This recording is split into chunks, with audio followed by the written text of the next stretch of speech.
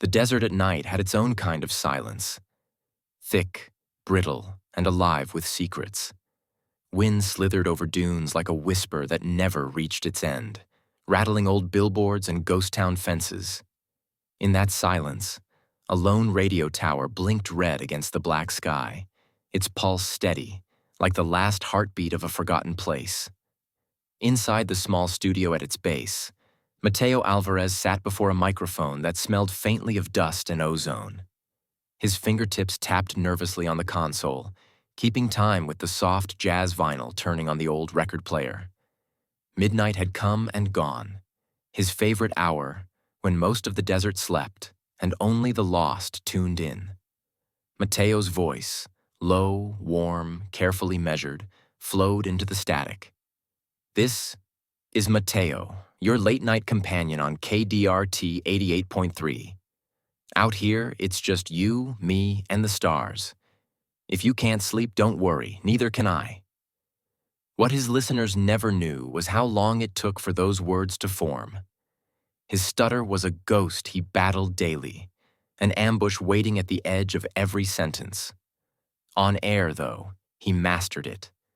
Every pause was disguised as radio style, every stumble hidden in a velvet tone. Off air, when he spoke to people face to face, the stutter clung to him like barbed wire. It was why Mateo loved the graveyard shift. Here, behind the glass and static, he belonged.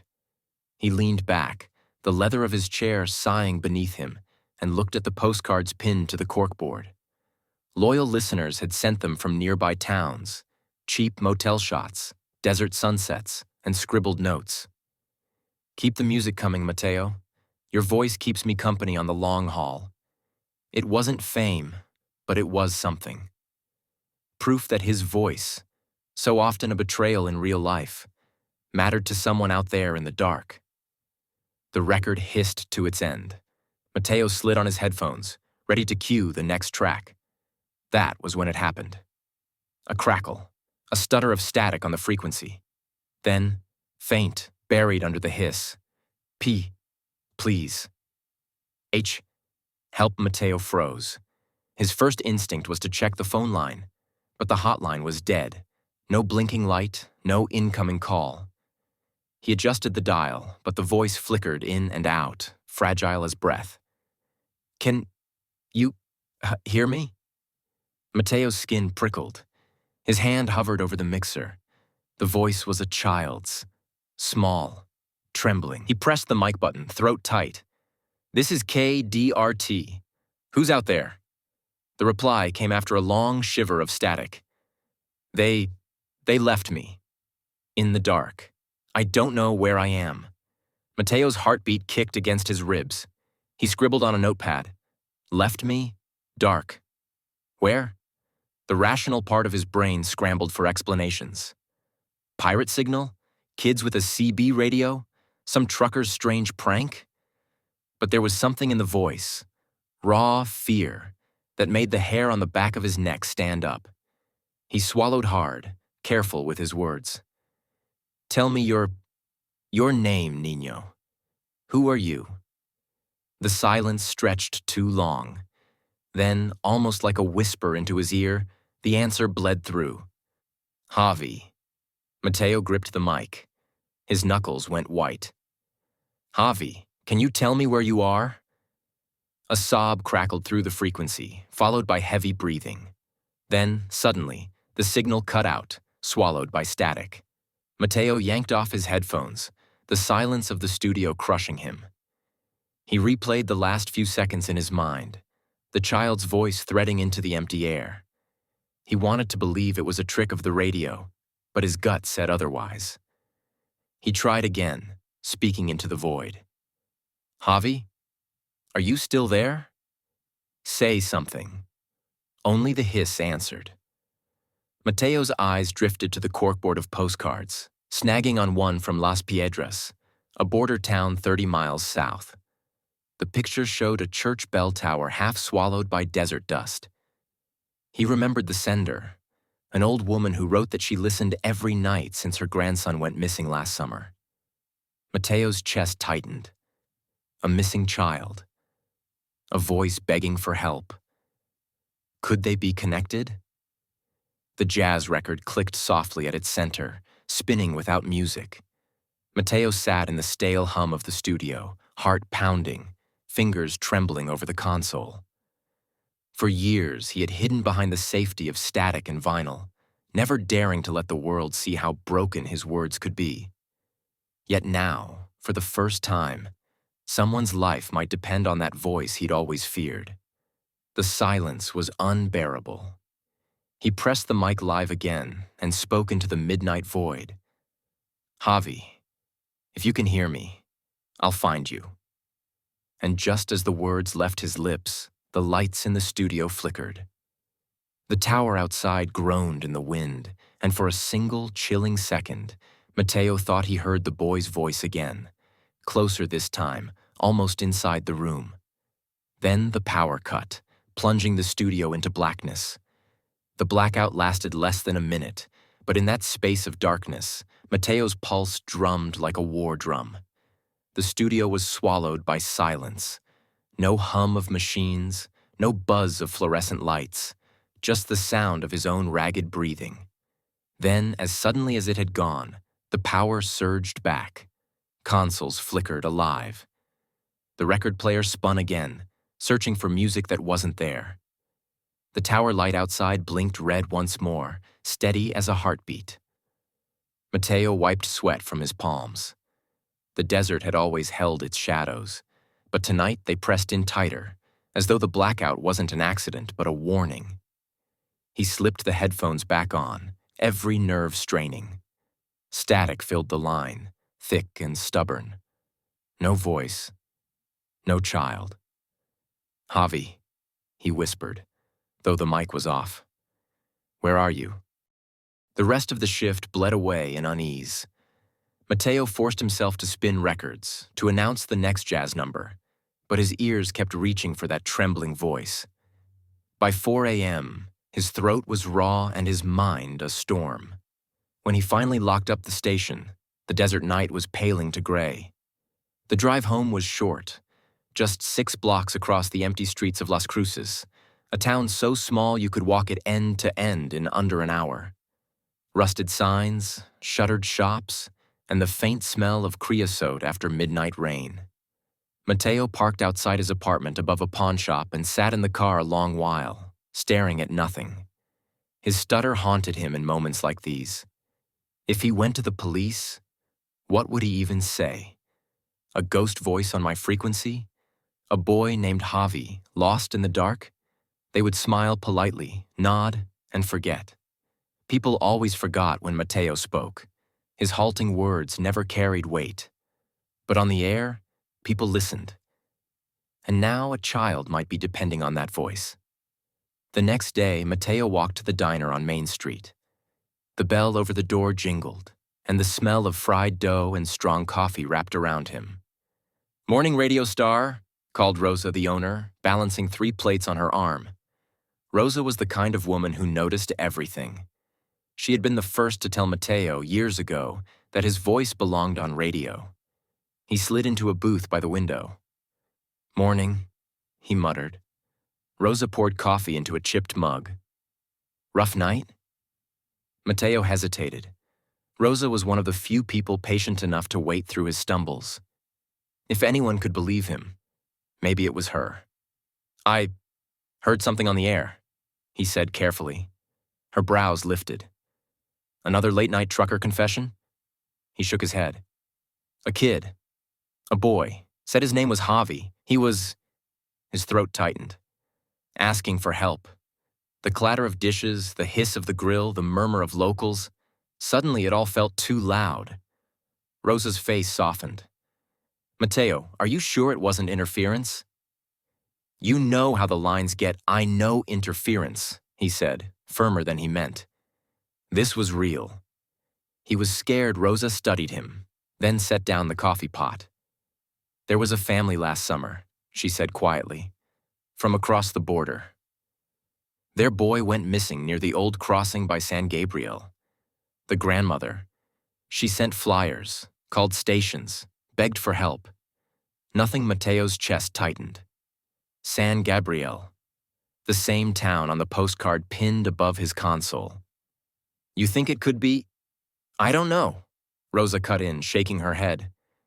But if it is, you'd better be careful. That crossing. It's cartel territory now. Mateo's stomach turned. He had always lived in shadows of rumors. Smugglers, corrupt border patrol, children vanishing without a trace. But rumors were easy to ignore until a trembling voice crawled through your headphones. That night, Mateo returned to the station early. He brewed a pot of bitter coffee and sat with the headphones clamped tight, scanning frequencies. He spoke into the mic softly, coaxing. Javi, if you can hear me, you're not alone. Tell me where you are. Hours passed, just static. At 1:12 a.m., the signal cracked. Mateo? His heart seized. The boy had spoken his name. I'm here, Mateo said quickly. His hand shook as he wrote the time and date on his pad.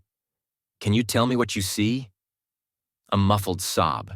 Then, de dirt and a bee bell. I hear a bell. Mateo closed his eyes, picturing it. A church bell tower in San Gabriel, crumbling, half buried in desert. The postcard. The missing boy's grandmother. The voice broke again. They're coming back. Don't let them. Static. Silence. Mateo ripped the headphones off, panic clawing at his chest. Whoever they were, the boy feared them. And Mateo, for stuttering, 2 days, broken Mateo was the only one who had sleepless nights. He walked the streets of Las Cruces, haunted by the boy's voice. He started noticing things he'd ignored before. A black SUV idling too long near the station. Men with blank faces at the edge of town, the way locals hushed when certain names were mentioned. On the third night, something changed. At 2 a.m., mid-broadcast, the hotline phone rang. The red light blinked like an alarm. Mateo's hand hovered before he picked it up. Mateo Alvarez? A man's voice asked. The accent was thick, the tone sharp. Yes, Mateo managed, cautious. You will stop broadcasting that voice. Mateo's blood ran cold. Who is this? The line clicked dead. He sat frozen, the phone buzzing in his grip. His throat locked. Someone else knew. Someone who didn't want Javi's voice heard. And then, faintly through the headphones, the child's whisper rose again. Please. Hurry. Mateo looked at the tower light outside the window, blinking red like a warning in the desert dark. For years, he had hidden his broken words from the world. But now his voice wasn't just company for insomniacs. It was the only lifeline for a boy lost in the shadows of cartel land. And for the first time, Mateo realized something terrifying. If he kept speaking, he could be killed. But if he stayed silent, a child would be. The desert has a way of swallowing truth. Stories drift like dust storms, half believed, half feared, until no one remembers where they began. But when Mateo Alvarez left the station that morning, he felt the weight of truth pressing against him, undeniable, heavy. Mateo's stutter had always been his cage. But tonight, the bars bent outward, forcing him to face the desert beyond. He parked his rusted Corolla in front of Rosa's diner just as dawn broke, the sky stained orange over the dunes. Inside, the morning crowd nursed coffee, truckers and night shift workers in grease-stained uniforms. Rosa noticed him immediately. Worry flickered across her face. You didn't sleep, she said as he slid into a booth. He shook his head. I heard him again. His words were clipped, urgent. He said, a bee bell, dirt. Then someone called. They knew my name. Rosa. Her hand tightened on the coffee pot. You need to be careful, Mateo. If the cartels know you're sniffing around, I'm not sniffing. His voice rose, louder than he intended. Heads turned. He lowered it quickly. He found me. On my frequency. That boy is alive. Rosa leaned closer, her whisper fierce. And if you chase this, you'll end up disappearing too. Mateo's throat locked, but he forced the words. Then help me. Tell me what you know about San Gabriel." Rosa hesitated, then sighed, as if surrendering to something she couldn't hold back. "There's an old mission there, Santa Aurelia. The bell tower's half collapsed. Smugglers use the ruins. People say children vanish near it. And if the boy mentioned dirt..." She shook her head. "There are tunnels under the church. Old mining shafts. No one goes near them anymore." Mateo scribbled furiously in his notebook. Santa Aurelia. Bell tower. Tunnels. But before he could press further, a man entered the diner. Clean-cut collared shirt, sunglasses despite the dim light. He walked straight to the counter, ordered nothing, and sat facing the door. Rosa's eyes darted to Mateo, then back to the man. Her knuckles whitened on the coffee pot. "He's not from here," she whispered. "Go." Now Mateo didn't argue. He slipped out the back, heart hammering. That night at the station, the desert air felt heavier. He locked the door, checked the blinds twice. The hotline phone sat silent, a red eye staring him down. At 12:31 a.m., the static cracked alive. Mateo lunged for the headphones. "Mateo!" The boy's whisper was fragile, breaking under static. "I'm here, Javi." His voice trembled. "Are you safe? Can you tell me more?" A pause. Then, "They're angry. They don't know I talked to you. But the bell, it rings sometimes." At night, Mateo's pulse quickened. He imagined the abandoned church, its bell swaying in the desert wind. "Are you under the church, Javi?" A muffled sound came, shuffling, maybe sobbing. "It's dark. They leave food sometimes. But..." The signal warped, a metallic screech slicing through. Then silence. Mateo slammed his fist on the console. No, come back." The hotline rang. He froze. When he picked up, a familiar voice growled, "You were warned. Stay off this frequency." The line clicked dead. Mateo sat paralyzed, his heart galloping. For years, he had lived invisible, hiding behind pauses and static. Now shadows had noticed him. Dangerous ones. But the child's trembling whisper echoed in his skull. "They don't know I talked to you." Mateo made his choice. The next evening, he drove south toward San Gabriel. The desert stretched endless, the sky bleeding violet as the sun sank. Every mile tightened a knot in his chest. He had no plan beyond finding the church, no weapon beyond his notebook and voice recorder. Las Piedras appeared as a cluster of broken buildings at the edge of the desert, more ghost town than living. Mateo parked by the dry fountain in the square, the silence oppressive. The church rose at the far end, its bell tower crooked against the stars. Wind moaned through broken stained glass. He stepped inside. The air was thick with dust and old incense. His flashlight beam cut across graffiti-scarred walls and pews gnawed by termites. Then, he froze. A sound, faint, echoing from below. A voice. "Mateo?" His blood iced. "Javi?" His own voice cracked the silence, bouncing off stone. "Down here." The whisper floated up, tremulous, desperate. Mateo's beam found a trap door near the altar, half hidden under rotting boards. His hands shook as he pried it open. Stale, cold air breathed out. A narrow ladder descended into darkness. He swallowed hard, heart thundering. This was the moment. The threshold between the safety of shadows and the danger of truth. He started down, damp, metallic, carrying the stench of rust and earth. His flashlight flickered across stone walls etched with crude marks, tunnels branching like veins. The sound of dripping water echoed. Then, from the shadows ahead, the boy's voice whispered again. "Don't let them hear you." Mateo's light swept forward and landed on something that stopped his breath. Not a child, a recorder. A small, battered tape player perched on a crate, its speaker crackling with the boy's voice. Mateo staggered back, his chest constricted. The voice wasn't live, it was a loop, a recording. Behind him, footsteps echoed in the tunnel. Slow, heavy, deliberate. And a man's voice, deep and cold, slid through the dark. "We told you to stop broadcasting, Senor Alvarez." The tunnel walls pressed close, suffocating. Mateo's flashlight quivered in his hand as the tape recorder crackled with Javi's pleading voice on a loop. "Please, help me. It's dark." But the footsteps behind him were real. Slow. Certain. A tall man emerged from the shadows, face half shrouded, the glint of a pistol in his hand. His voice was colder than the tunnel air. "We told you to stay silent." Two others followed, blocking the ladder back to the surface. Mateo's throat locked, his stutter threatening to choke him. But silence now meant death. I heard a child," he forced out. "Where is he?"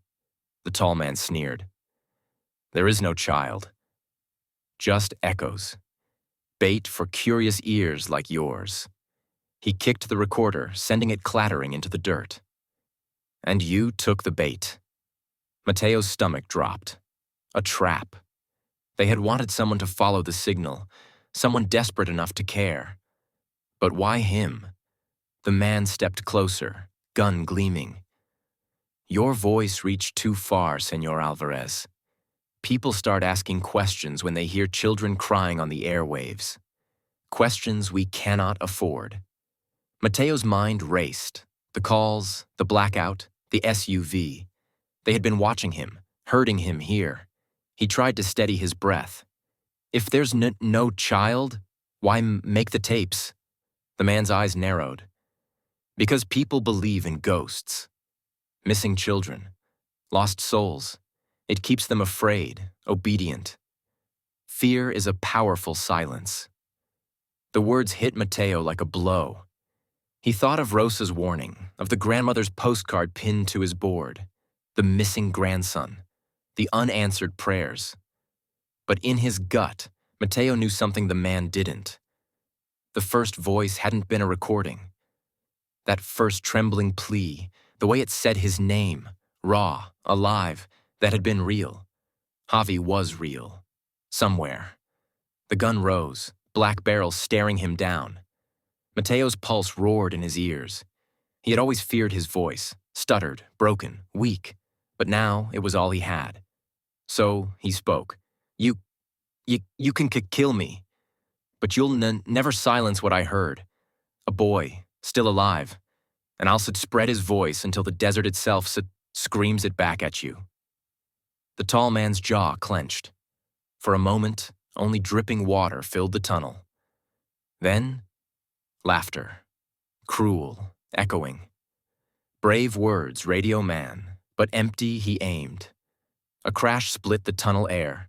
Wood splintered above as the trapdoor was ripped open. A shaft of moonlight slashed the dark. "Mateo!" Rosa's voice thundered. She stood above with a shotgun, face fierce as iron. She fired. The blast rocked the tunnel, scattering dirt and stone. The men ducked, shouting. "Run!" she screamed. Mateo bolted deeper into the tunnels, lungs burning. Shouts and footsteps thundered behind him. The flashlight beam swung wildly, revealing walls etched with names, dozens of them, scratched by desperate hands. Children's names, his chest seized. Javi wasn't the only one. The tunnel forked. Mateo veered left, scrambling through a narrow shaft until he burst into a cavern. There, half buried in dirt, stood cages, small, rusted, reeking of fear. And from one of them, a pair of eyes met his. Wide, terrified. "Mateo?" a trembling voice whispered. "Javi, alive." Mateo rushed to the cage, tearing at the lock with bloodied hands. I found you, Niño, I'm here." But the footsteps closed in. The tall man's voice echoed like a death knell. "Nowhere left to run, Alvarez." Mateo looked at Javi, then at the recorder still clutched in his pocket. An idea sparked. He pressed the recorder to the mic clipped on the console he carried, then cranked the volume. Javi's earlier cries blasted through the cavern, amplified, bouncing off the walls like a chorus of ghosts. The men staggered, disoriented by the echoes. Rosa fired again from the tunnel mouth, her shout cutting through. "Move, Mateo!" With a final wrench, the lock snapped. Mateo pulled Javi free, clutching the boy to his chest. They sprinted toward the shaft of moonlight, Rosa covering them with deafening blasts. The three of them scrambled out into the desert night, sand cool beneath their feet, stars blazing overhead. Behind them, shouts echoed from the collapsing tunnel. They didn't stop running until the bell tower was just a shadow behind them. The dawn broke slow and golden over Las Cruces. In the studio of KDRT 88.3, Mateo sat before the microphone, Javi curled asleep on a blanket in the corner.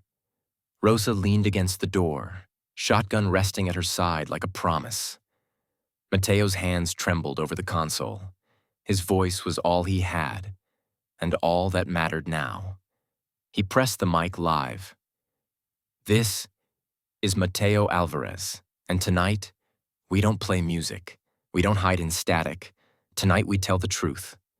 His voice shook, but he didn't disguise it. Every stutter, every break, he let it live. Because the truth deserved no mask. There are children taken, buried in silence. I heard one. His name is Javi. He is alive, and he is with me now. He looked at the boy, small chest rising in fragile sleep. They wanted his voice erased. They wanted us afraid, but fear only grows in silence. So I'm asking you, if you can hear this, don't stay silent. Listen, speak, remember their names. The red light of the tower blinked outside, steady, defiant. Mateo let the static fill the silence, carrying his words into the desert, across highways, over the border. He didn't know who was listening, truckers, insomniacs, cartel shadows. But he knew someone would hear. Someone always did. For the first time in his life, Mateo Alvarez wasn't ashamed of his voice. Broken or not, it had saved a child. And as the desert sun climbed higher, painting the sky with fire, the radio waves carried a new kind of frequency. Not whispers of fear, but the sound of belonging, of truth too loud to bury. The whisper frequency. And this time, it would never fade.